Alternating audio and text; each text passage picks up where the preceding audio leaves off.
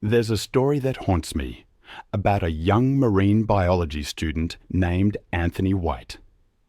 He was researching surf spots, driven by his love for the ocean, when he made a fateful decision. He paddled out to a remote break, lured by the promise of perfect waves.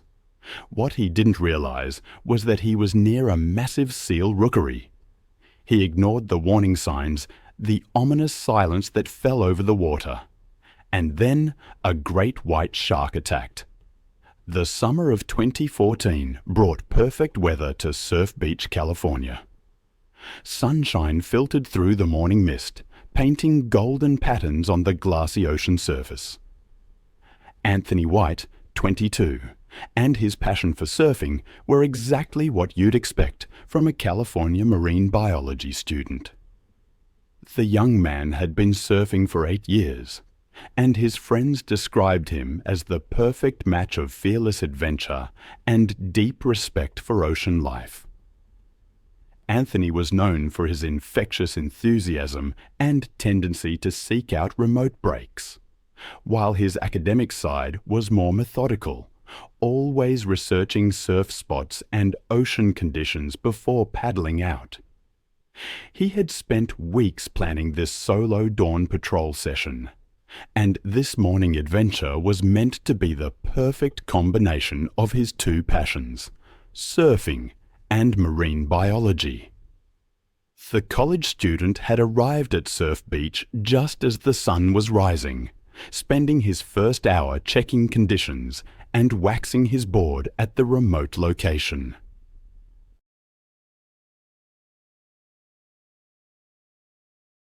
But Anthony had been restless, telling other early morning surfers that the real waves were beyond the crowded spots, despite the area being adjacent to a massive seal rookery at Point Conception. On that fateful morning, Anthony set out early, carrying his 6.2 shortboard and minimal safety gear. He had signed the beach access log, indicating he planned to surf the main break. But somewhere along the way, Anthony spotted what looked like perfect waves breaking further offshore. Despite the prominent warning signs about marine life in the area, Anthony paddled out 150 yards from shore to position himself in the lineup. The area was beautiful, too beautiful to resist, with seals barking in the distance and crystal clear water revealing the sandy bottom below. While setting up for the perfect wave, Anthony suddenly noticed something that should have alarmed him. The water was unusually quiet, with no other surfers in sight, and the seals had stopped their constant chatter. But he was so focused on catching the wave of the day that Anthony ignored these warning signs. Finally, Anthony had positioned himself perfectly in the lineup and was sitting on his board, legs dangling in the water. Then suddenly, a terrifying silence fell over the ocean. Out of nowhere, there it was, a massive great white shark emerging from the depths 20 feet below where Anthony was sitting. What Anthony didn't realize was that he had entered the domain of one of nature's most efficient predators.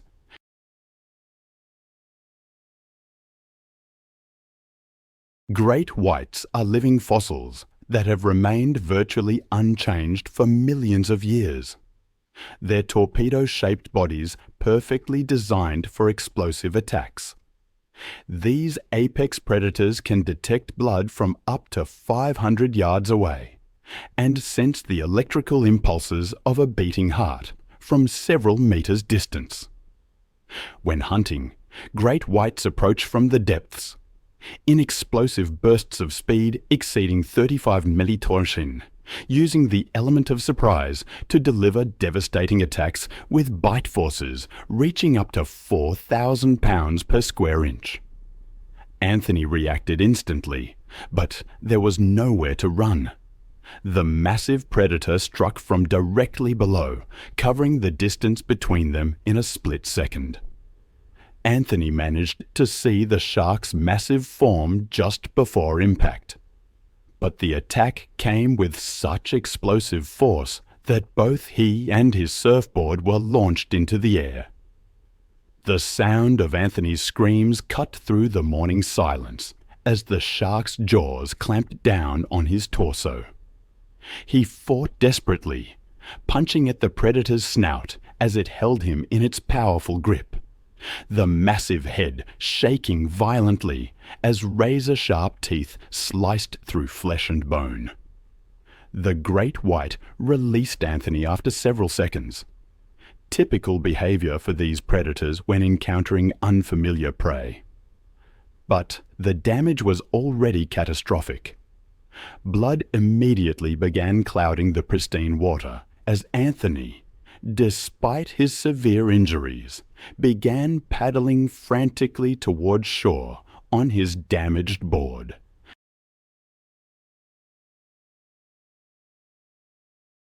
The shark circled below, following the blood trail, but maintaining its distance, waiting to see if this strange prey would weaken enough to approach safely. Anthony managed to cover nearly half the distance to shore, his movements becoming weaker and more erratic as blood loss and shock overwhelmed his system.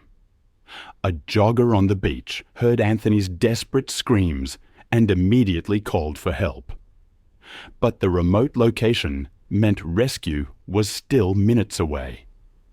By the time lifeguards arrived, Anthony had disappeared beneath the surface, the ocean swallowing him whole. 2 hours later, Anthony's mangled surfboard washed ashore, bearing the unmistakable crescent-shaped bite marks of a great white shark. The massive gouges told the story of an encounter with one of nature's most efficient predators. Anthony's body was never recovered, despite extensive search efforts. The university established a memorial scholarship in his name, and Surf Beach was temporarily closed while marine biologists studied great white activity in the area. The attack led to enhanced warning systems and additional safety briefings for surfers. As the sun set over the California coastline, the memory of Anthony White served as a stark reminder. I've spent years studying the ocean's most dangerous predators, but some stories still haunt me. The story of David Walter is one of those.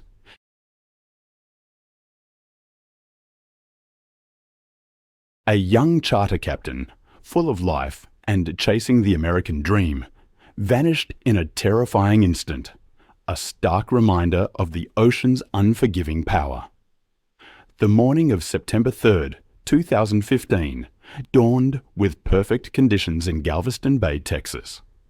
The sky was a brilliant blue canvas stretching over the Gulf Coast, with just enough offshore breeze to create ideal fishing conditions. David Walter, just 26, couldn't have asked for better weather to take 4 tourists from Dallas on their dream fishing trip. David was the kind of entrepreneur who embodied the American dream. A first-generation immigrant, he had built his charter business from nothing. His clients loved his infectious enthusiasm and his knack for finding fish in any conditions. Friends described him as methodical and safety-conscious, always checking his equipment twice, but driven by an almost obsessive desire to give his customers the perfect fishing experience. The Dallas tourists were celebrating a bachelor party, and David had promised them action in the productive waters near the Galveston jetties.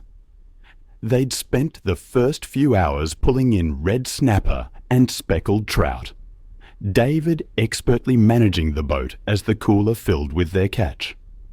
He navigated to his favorite spot, just 1 mile offshore, where the depth dropped to 25 feet, attracting schools of bait fish and the predators that hunted them. The tourists were having the time of their lives, already talking about booking another trip.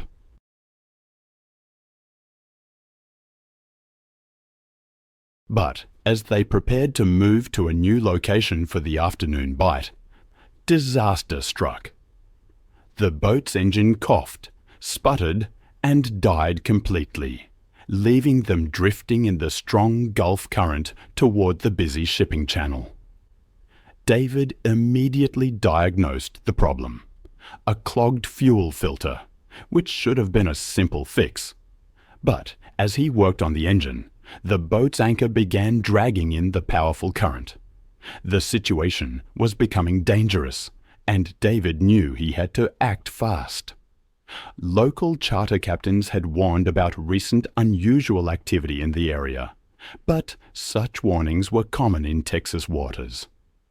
The water had been murky since recent storms, making it harder to see what might be lurking beneath the surface. David had fished these waters for years without incident, and he reasoned that the popular fishing spot would be safe with other boats nearby. With his clients growing nervous, David made a fateful decision. He stripped down and dove overboard to manually reset the anchor, hoping to stabilize their position while he fixed the engine. What David didn't know was that he had entered the hunting grounds of one of the Gulf's most dangerous predators, the bull shark. These sharks are among the most adaptable killers in the ocean, equally at home in saltwater and freshwater. They possess specialized kidneys that allow them to regulate salt levels in their blood, enabling them to swim far up rivers and into freshwater lakes where other sharks cannot survive.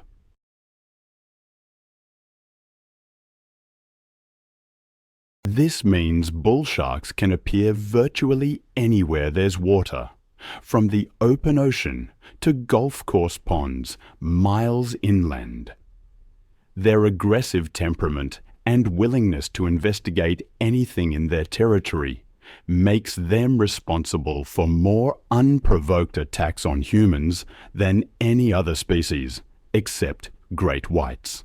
With a bite force of 1,250 lbs per square inch and electroreceptors that can detect electrical fields from several meters away, bull sharks employ a relentless bite and release pattern, striking multiple times with the tenacity of a pit bull until their prey stops moving.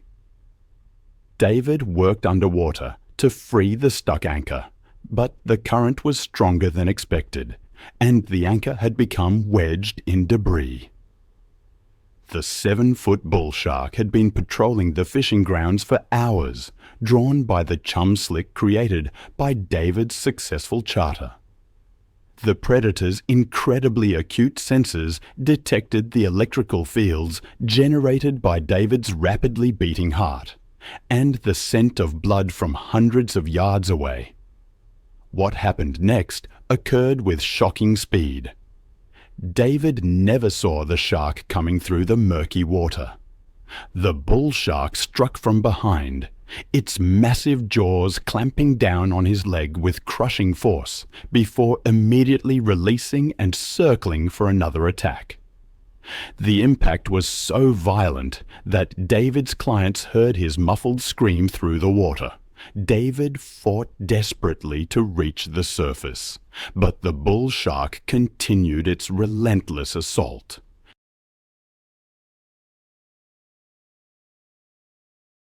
True to their species' aggressive nature, the predator struck again and again, each bite tearing away more flesh.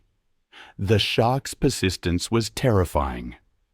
Once committed to an attack, bull sharks rarely give up, continuing until their prey stops moving. The multiple attacks created a feeding frenzy mentality, and the murky water became a churning mass of blood and violence. David's clients watched in horror as the water around their boat turned red. They screamed for help and radioed the Coast Guard. But David had already disappeared beneath the surface, overwhelmed by the bull shark's relentless assault. The Coast Guard arrived nearly an hour later, finding only David's torn shorts floating in blood-stained water. The bull shark had vanished into the murky depths, leaving behind only traumatic memories for 4 witnesses. There's a story they tell in every boating safety course along the Texas coast. It's a cautionary tale about a charter business that died along with its owner, David, after he disappeared. His body was never recovered. But while the Gulf's bull sharks hunt in murky shallows, thousands of miles away in Hawaii, another predator was about to show why it's earned the most terrifying nickname in the ocean. This time, the attack would happen under cover of darkness, where even paradise becomes a hunting ground. The evening of April 22nd, 2016, brought perfect conditions to the remote coastline near Hana, Maui.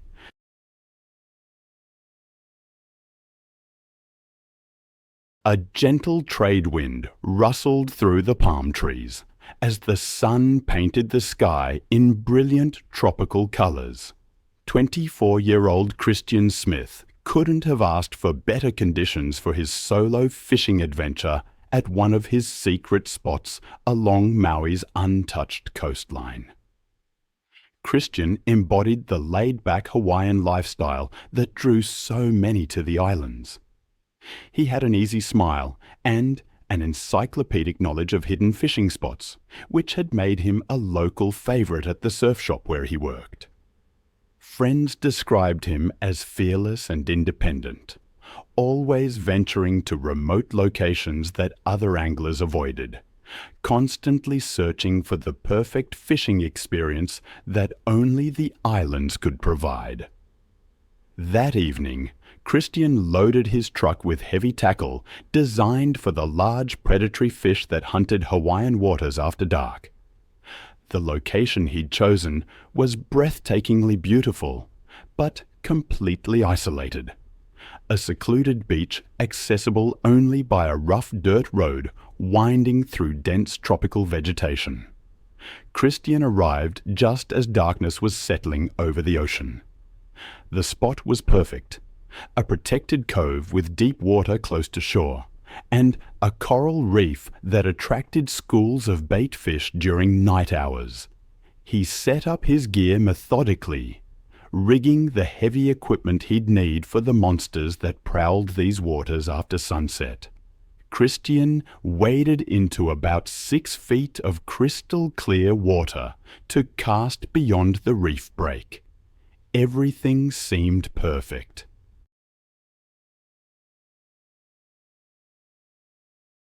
The water was so clear he could see the white sand bottom, even in starlight.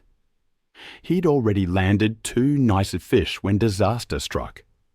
Moving through the water to reposition for a better cast, Christian's foot slipped on wet volcanic rock.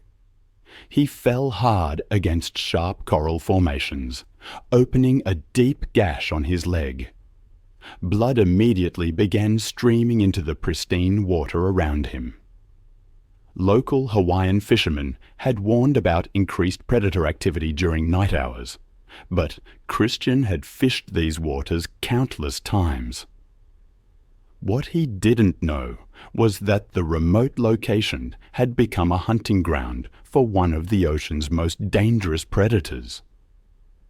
As Christian tried to assess his injury in the dim light, he realized the cut was deeper than expected. His splashing and the metallic scent of blood created the perfect storm of stimuli that trigger a predator's hunting instincts.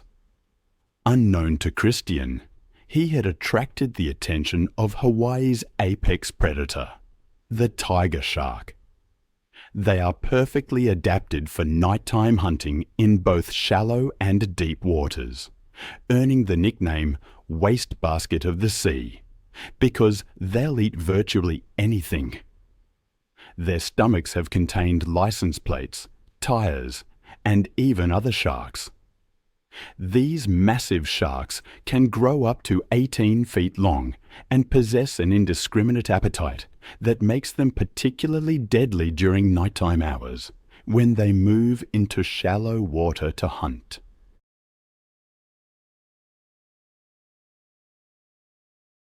Tiger sharks can detect blood from several hundred yards away, and their lateral line system senses the slightest vibrations in the water, making escape nearly impossible once they lock onto a target.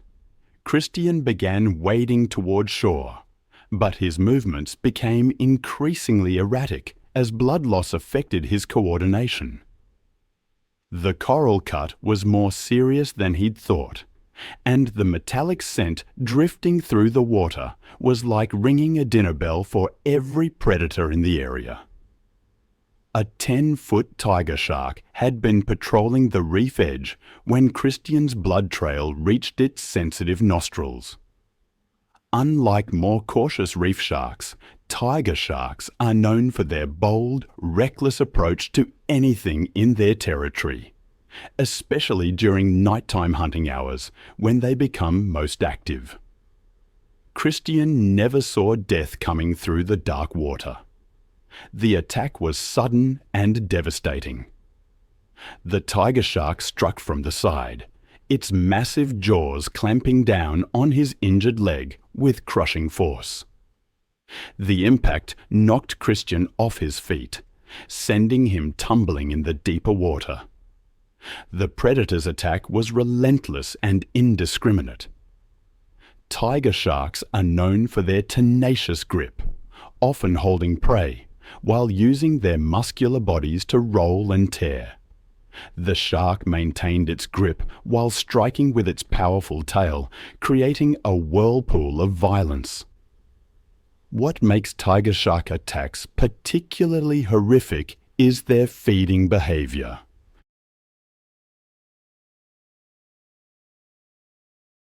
Once they taste blood, they enter a feeding frenzy, biting repeatedly until prey stops moving. Christian fought desperately, but the predator's grip was unbreakable, and each movement only intensified the attack. In the darkness, I've spent years studying the intersection of human lives and the vast, indifferent ocean. Sometimes, the stories I uncover stay with me long after I close the books. Christian's screams on that remote Hawaiian beach. They echoed across the empty coastline, unheard. The tiger shark, driven by its indiscriminate appetite, left him no escape. When morning arrived, all that remained was his truck, parked at the end of the dirt road, his fishing gear still on the beach. Christian was gone, claimed by the waters he loved. A massive search, involving helicopters and countless volunteers, ultimately recovered his body 4 days later, 8 miles away. The Hawaiian community honored him with a traditional blessing ceremony, and his surf shop colleagues established a memorial fund dedicated to ocean safety education. But the ocean's dangers aren't confined to Hawaii. Off the rugged Northern California coast, the same species of shark that took Anthony White was about to demonstrate that even the most experienced watermen are never truly safe from the ocean's most intelligent and adaptable predators. November 8, 2017, dawned crisp and clear at Fort Ross, Northern California.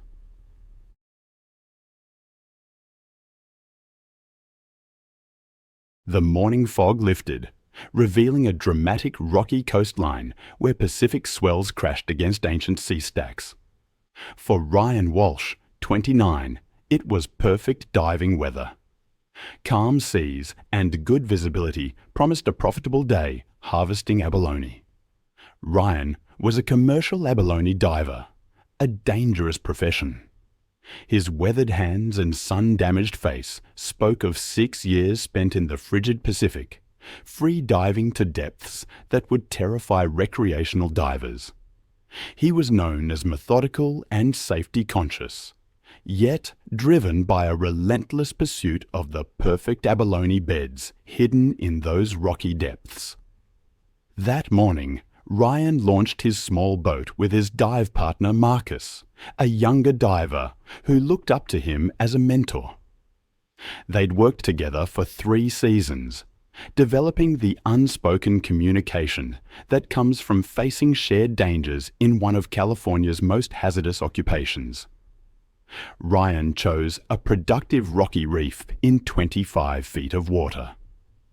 It was a challenging location, known for strong currents, kelp forests, and the ever-present threat of entanglement in abandoned fishing nets. As Ryan suited up in his thick wetsuit, he felt the familiar mix of excitement and apprehension. The water temperature was a bone-chilling 55 degrees, but he'd grown accustomed to it over the years. His dive bag held his abalone iron, measuring gauge, and collection bag, the tools of his dangerous trade. The first few dives went perfectly.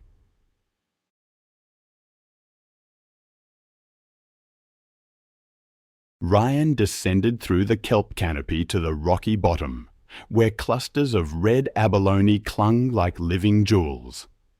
His experienced eye identified the legal specimens, and his practiced hands pried them loose with surgical precision. But on his 7th dive, disaster struck. While working to free a particularly large abalone, Ryan's fin became entangled in abandoned fishing nets. The nearly invisible monofilament wrapped around his leg like a spider's web, holding him against the rocky bottom as his air supply dwindled. After a desperate struggle, he managed to cut through enough netting to break free. He made an emergency ascent, his lungs burning as he fought through the kelp toward the sunlight. When he finally surfaced, he was exhausted, disoriented, and dangerously far from his boat. He didn't realize that his distressed movements had attracted the attention of California's apex predator, the great white shark. These living fossils have patrolled these waters for millions of years. Perfectly adapted to hunt in the kelp forests where seals and sea lions gather, these massive sharks typically reach 12 to 16 feet and can weigh over 3,000 pounds.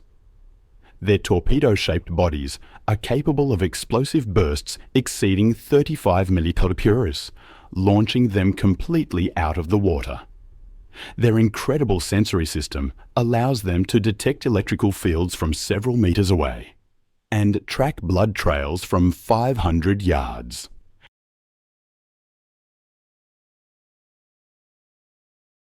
During autumn, mature great whites patrol northern California in greater numbers, following the migration patterns of their preferred prey. These sharks are incredibly intelligent, capable of learning and adapting hunting strategies, making them unpredictable and extremely dangerous to humans who venture into their territory. Marcus, watching from 300 yards away, immediately recognized that something was wrong. Ryan was floating motionless at the surface, clearly in distress. Marcus started the engine and raced toward his partner, but the distance seemed impossibly far. The 13-foot great white had been patrolling the kelp beds when it detected Ryan's emergency ascent. The shark's acute senses picked up the electrical impulses from his rapidly beating heart, the scent of abalone in his collection bag, and the erratic movements of a creature in distress. All triggers activating predatory instincts. Ryan never saw the attack coming. The great white struck from below with devastating force, its massive jaws clamping down on his torso with a bite force reaching 4,000 pounds per square inch, slicing through his wetsuit and into vital organs. The shark's initial bite was exploratory, Typical great white behavior with unfamiliar prey. But the damage was already catastrophic. The predator released Ryan and circled back, following the blood. I've always been haunted by the story of Ryan.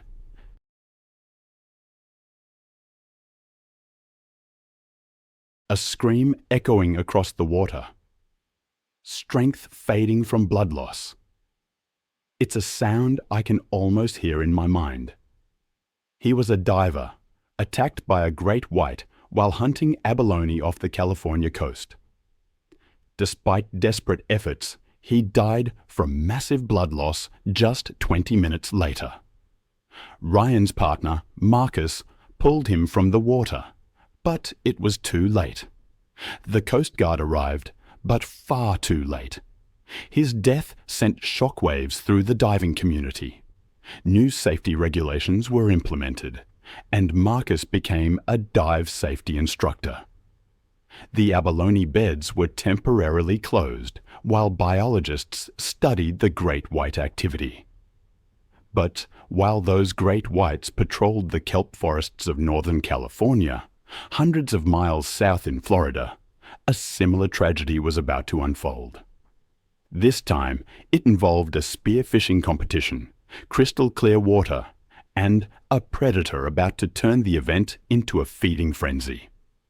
It was August 14th, 2013, and the conditions at Jupiter Inlet, Florida, were perfect. The morning sun sparkled on the Atlantic waters, and gentle swells created ideal visibility for the annual South Florida Spearfishing Tournament.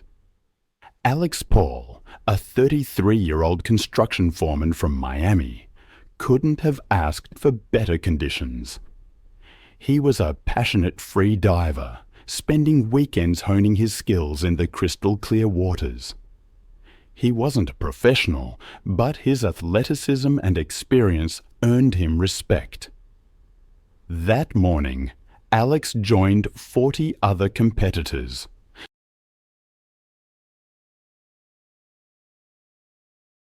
The target species included cobia, kingfish, and grouper, all prized game fish. Alex had scouted extensively and identified promising spots. The competition began at sunrise, and Alex and his dive buddy Carlos headed to a productive reef in 30 feet of water. For 2 hours, Alex had moderate success. But as the morning progressed, he became focused on finding a trophy fish. Then he spotted a massive cobia, easily 50 pounds, cruising the reef edge. He knew he'd found his target.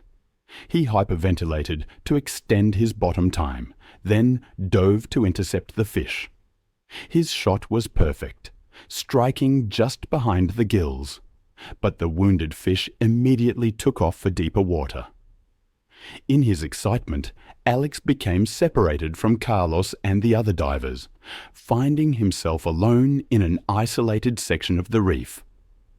The wounded cobia's struggle created a significant blood trail as Alex fought to control the powerful fish. When he finally surfaced with his prize, he was bleeding from cuts caused by the sharp fins and exhausted from the underwater battle. The combination of fish blood and human blood, along with the struggles of the dying cobia, created the perfect stimuli, triggering the predatory instincts of every shark in the vicinity. Alex didn't realize that he had attracted one of Florida's most dangerous predators, the bull shark. Bull sharks are perfectly adapted to Florida's warm coastal waters.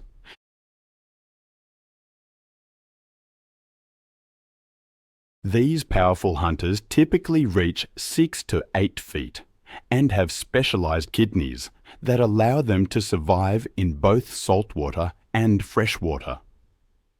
Their incredible sensory systems allow them to detect vibrations from struggling fish hundreds of yards away and sense electrical fields from several meters distance. Unlike other shark species, bull sharks are known for their bold, direct approach to potential food sources, often competing directly with spearfishermen for their catch. Their aggressive nature and opportunistic feeding behavior, combined with their ability to strike repeatedly, makes them one of the most feared predators in American waters. A 7-foot bull shark had been patrolling the reef when the scent of blood reached its nostrils from hundreds of yards away. The predator's acute senses detected the electrical fields generated by both the struggling fish and Alex's rapidly beating heart. Alex saw the shark approaching and tried releasing his catch, hoping to distract it with the wounded cobia. But bull sharks are opportunistic feeders with insatiable appetites, and multiple potential prey items only intensified their aggressive behavior. Instead of taking the offered cobia, the water turned crimson so quickly. It's a scene I've read about countless times, and each time it feels impossibly vivid. Alex, a respected member of the spearfishing community, was struck by a bull shark. The jaws clamped down on his leg with crushing force.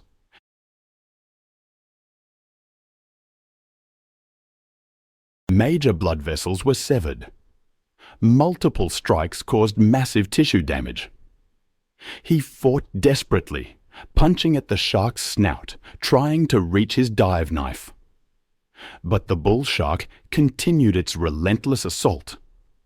Divers, alerted by the commotion and the spreading blood, raced toward Alex. They found him floating unconscious, his spear gun and wounded cobia drifting nearby. The bull shark had vanished. Despite immediate first aid and a Coast Guard helicopter evacuation, Alex died from massive blood loss during the 40-minute flight to the trauma center. The tournament was cancelled, and the spearfishing community mourned.